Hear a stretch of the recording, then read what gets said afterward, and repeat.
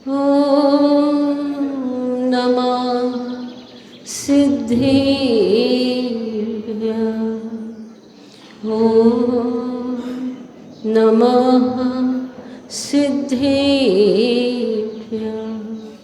मंत्र नमो का हमें प्राणों से प्यारा, मंत्र नमो का हमें प्राणों से प्यारा।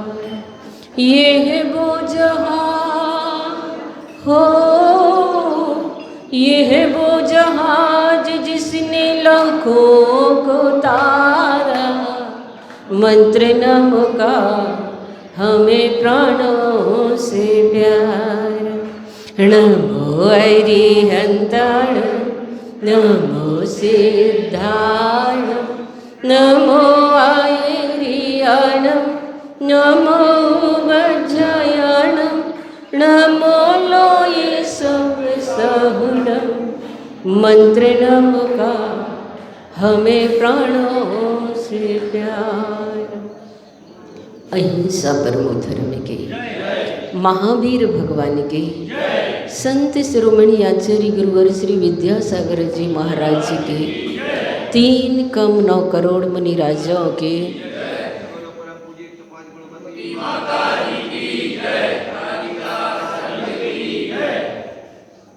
आज हम भगवान महावीर की नग्नता के बारे में, उनकी दिगंबर मुद्रा और वीतरागता के बारे में समझेंगे कि जिंदगी में दिगंबरत्व क्यों जरूरी है, जीवन में दिगंबर होना आवश्यक क्यों है। कहा है अंदर विषय वासना वर्ते, बाहर लोक लाज भय भारी। याते परम दिगंबर मुद्रा, धर न सके दीन संसारी। संसारी जीवों को तो रोटी कपड़ा और मकान की चाहत होती है, मगर दिगंबर मुनि जो होते हैं उन्हें न रोटी की परवाह होती है, न मकान की चाहत होती है और न वस्त्र की चाय होती है। वे तो दिगंबर होते हैं, तन से भी मन से भी।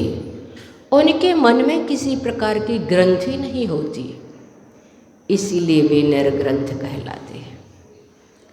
और ऐसी निर्ग्रंथ मुद्रा को धारण करने के कारण उनका मन सुंदर होता है, इसीलिए वो अपनी जिंदगी में पवित्रता को धारण करते हैं। नग्नता परम पवित्र है, उनके अंदर किसी प्रकार की वासना नहीं हुआ करती, वे निष्काम होते हैं।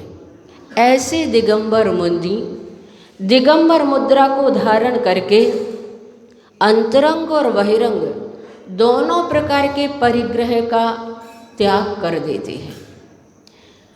दिगंबर मुद्रा जीवन में इसलिए आवश्यक होता है उसे धारण करना, क्योंकि सिद्धत्व की प्राप्ति के लिए अंतरंग और बहिरंग दोनों प्रकार के परिग्रहों का त्याग परम आवश्यक होता है। परिग्रह ध्यान में बाधक होता है। जिस प्रकार दांतों के मध्य अन्न का कण फंस जाता है तो जिह्वा बार बार उसी पर जाती है, उसी प्रकार हमारा मन जब बाह्य वस्तुओं में उलझा रहता है, बाह्य पदार्थों के संकल्प विकल्पों में रहता है, तो बार बार उसी ओर मन भागता है, आत्म तत्व की ओर जा ही नहीं पाता है।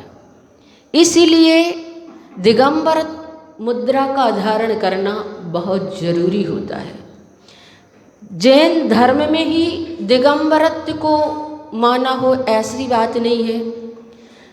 नग्नत्व को सभी दर्शनों ने बहुमान दिया है और पढ़ने को मिलता है कि उपनिषद में ऐसा कथानक मिलता है कि हिंदू धर्म के गुरु परमहंस सुखदेव वगैरह नग्नत्व की साधना किया करते थे। महात्मा बुद्ध के बारे में भी पढ़ने को मिलता है कि उन्होंने प्रारंभ में तो दिगंबर जैन मुद्रा धारण की थी और दिगंबर जैन मुद्रा धारण करके वो जैन मुनि थे। बाद में दिगंबरत्व की कठिनता उन्हें भारी पड़ी, वे उसे नहीं सहन कर सके, इसलिए उन्होंने लाल वस्त्र धारण करके बौद्ध धर्म की स्थापना की थी। मुस्लिम धर्म में भी शरमत फकीर ने नग्न होकर के साधना की, ऐसे उल्लेख पढ़ने को मिलते हैं। इस्लाम धर्म में भी आदम और हव्वा का आख्यान पढ़ने को मिलता है जिन्होंने नग्नत्व साधना की। तो इस प्रकार से नग्नता को सभी दर्शन में स्वीकार किया गया है और वास्तव में दिगंबर जो संत होते हैं वो अंदर से पवित्र होते हैं, इसलिए उनकी बाह्य पवित्रता भी हमें दिखाई देती है। अंदर बाहर एक रूप हुआ करते हैं। वस्त्रावरण तो उन्हें आवश्यक होते हैं जो इंद्रियों के दास होते हैं, विषयों के गुलाम होते हैं, लेकिन दिगंबर संत तो वासना से रहित निष्काम हुआ करते हैं, इसलिए उनके जीवन में वह वस्त्र उन्हें जरूरी ही नहीं लगता है। मुनिश्री ने एक छोटी सी कविता लिखी और उसमें उन्होंने लिखा कि जो डराया करें वे रखें अस्त्र शस्त्र, जो डराया करें वे रखें अस्त्र शस्त्र, जो कुरूप हैं वे ओढ़ा करें वस्त्र। हम तो निर्भीक और निडर हैं, इसलिए ही तो हम तो निर्भीक और निडर हैं, सर्वांग सुंदर हैं, इसलिए ही तो दिगंबर हैं। उनकी ये कविता वास्तव में आज के इस प्रसंग को बहुत ही महत्ता को बताने वाली है, नग्नता की।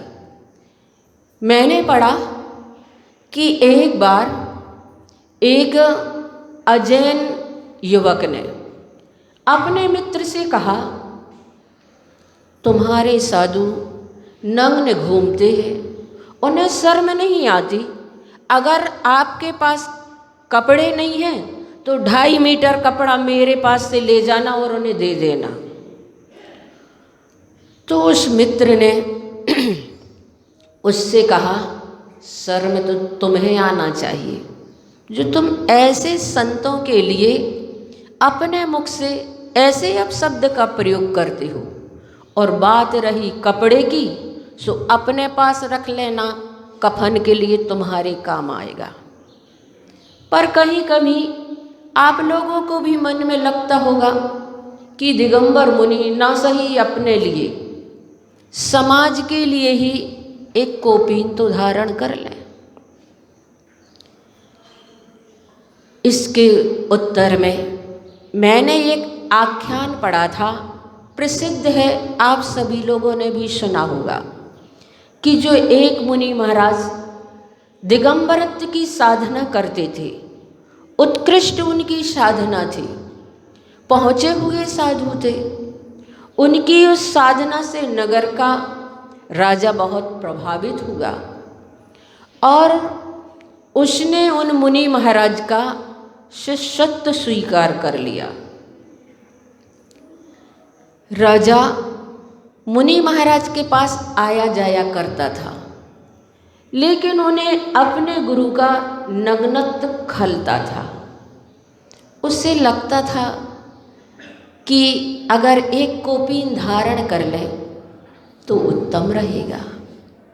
और एक दिन एकांत में उसने अपने गुरु महाराज से निवेदन भी कर दिया, महाराज श्री, मेरी आपसे विनम्र प्रार्थना है, आप एक कोपीन धारण कर लें।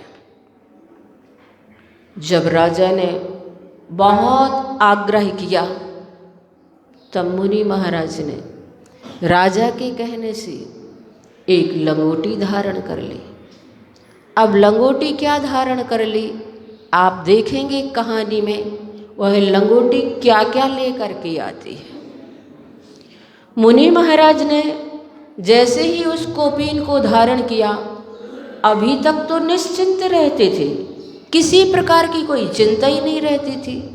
अब तो उस कोपीन को धोने और सुखाने की चिंता होने लगी। और एक दिन तो उनकी कुटिया में एक चूहा प्रवेश कर गया और साधु जी की कुटिया में कुछ खाने को तो था नहीं, सो वह लंगोटी को ही कुतरने लगा। एक दिन कुतर दिया तो दूसरे दिन दूसरी नई लंगोटी आ गई, नई आ गई, लेकिन दूसरे दिन चूहे ने फिर उसे भी कुतर दिया। राजा ने कहा, महाराज ये समस्या का समाधान नहीं है कि हम नई लंगोटी रोज लाएं। ऐसा कर लें, चूहे का समाधान तो ये हो सकता है कि आप एक बिल्ली पाल लें, जिससे हमेशा हमेशा के लिए रोना ही समाप्त हो जाएगा। राजा बिल्ली ले आया और जैसे ही बिल्ली आई तो 2-4 दिन तक तो चूहे का उत्पात थोड़ा सा ठंडा रहा। 5वें दिन फिर चूहा वैसे ही करने लगा। लेकिन राजा महाराज की कुटिया में, साधु की कुटिया में कुछ खाने पीने को तो था नहीं। बिल्ली कमज़ोर हो गई, अधमरी सी हो गई, ना वह भाग सकती थी, ना दौड़ सकती थी, ना चल सकती थी। साधु चिंतित थे। चिंता का कारण राजा ने पूछा तो साधु ने पूरी अपनी समस्या बता दी। तो राजा कहने लगे, महाराज आपके लिए हम एक गाय दिए देते हैं, फिर आप ऐसा करना, उसे दुहना और स्वयं दूध पीना, बिल्ली को भी पिलाना, हमेशा हमेशा के लिए समस्या का समाधान हो जाएगा। गाय आ गई।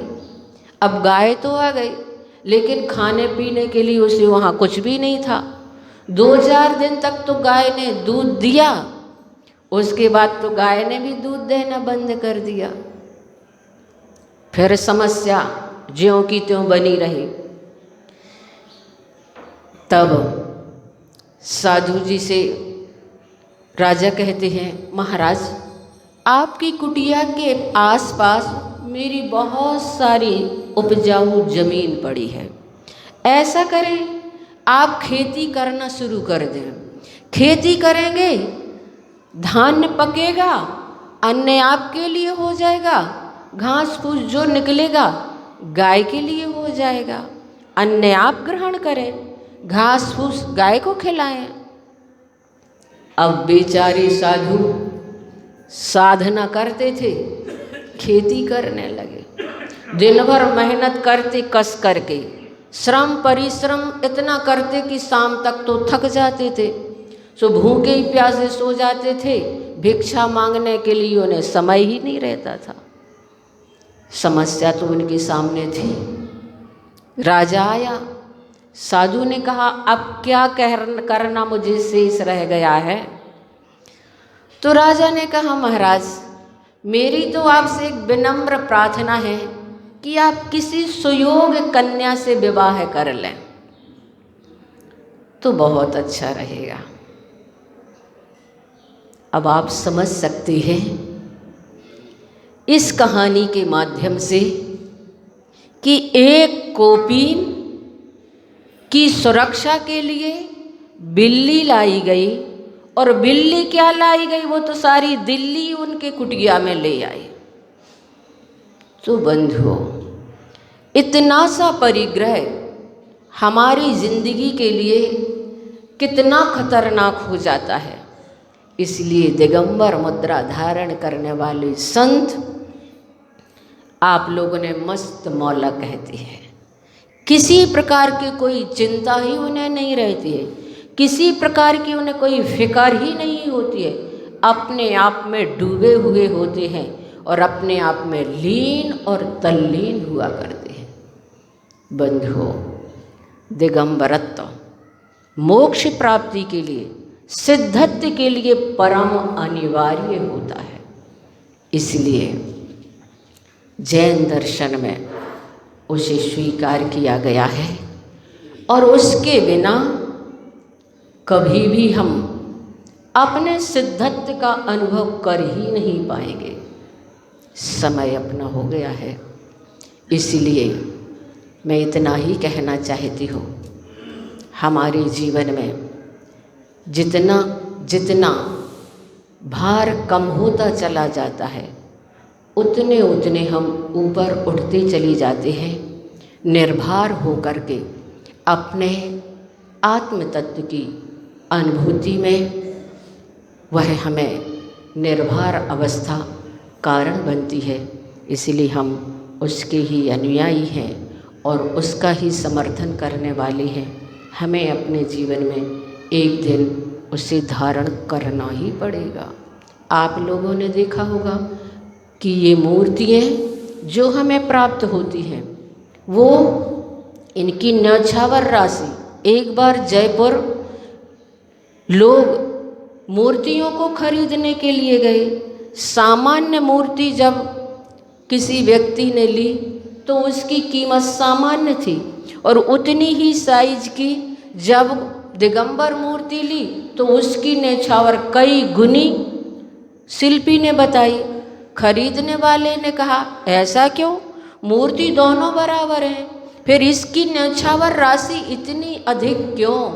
शिल्पी ने कहा, बात ऐसी है कि मुझे बहुत मेहनत करना होती है ऐसे पत्थर को खोजने की जिसमें कोई किसी प्रकार का दाग ना हो, किसी प्रकार का धब्बा ना हो, क्योंकि थोड़ा सा भी दाग होता है, थोड़ा सा भी धब्बा होता है, आपकी प्रतिमाएं खुली होती हैं, आप उस धब्बे को और दाग को स्वीकार नहीं करते हैं, इसलिए वो कैंसिल कर देते हैं। मुझे बहुत कोशिश करके ऐसे पाषाण खोजना पड़ती है, और इन मूर्तियों में तो दाग धब्बे होते तो हम रंग रोगन करके उन्हें उसमें ही छुपा देती है। इसलिए ये दिगंबर मुद्रा किसी भी प्रकार के धब्बे को, दाग को, दोष को नहीं करती, स्वीकार करती है। मुझे इसलिए मेहनत बहुत करना होती है, इसलिए मैं इसकी जो न्यौछावर राशि है इतनी अधिक ले रहा हूँ। तो बंधुओं, वास्तव में दिगंबर मुद्रा निर्दोष होती है, वीतराग मुद्रा निर्दोष होती है, और नग्नता जो होती है वह हमारे भीतर की जो खालीपन अवस्था है वह बाहर की अवस्था को बताने वाली होती है। समय हो गया है, हम 9 बार बड़े बाबा का जाप करके आज की सभा का विसर्जन करेंगे।